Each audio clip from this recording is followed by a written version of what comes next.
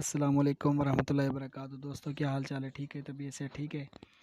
उम्मीद है आप खैर खैरियत से होंगे। और आप बहुत से दोस्तों ने मुझे पूछा है कि शायद भाई आप बैकग्राउंड से तस्वीर के बैकग्राउंड को कैसे हटाते हैं बैकग्राउंड रेज़र से। तो अभी मैं आपको बताता हूँ बैकग्राउंड रेज़र से। ये बैकग्राउंड खड़ा हुआ है, इसको ओपन करते हैं।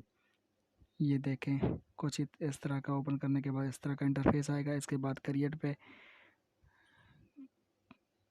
इसके बाद हम इस तस्वीर का बैकग्राउंड हटाते हैं। ये वाली तस्वीर का आप देखेंगे ये मैजिक है, ये मैजिक है। ये देखें माशाल्लाह कैसे ही तस्वीर का बैकग्राउंड हटाया है।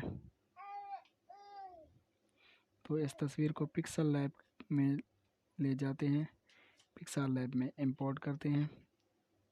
देखते हैं कि यहाँ पे कैसी लगती है। अब पता चलेगा कि इसका बैकग्राउंड कैसे हटाया है। ये देखें माशाल्लाह कैसे खूबसूरत बनी है।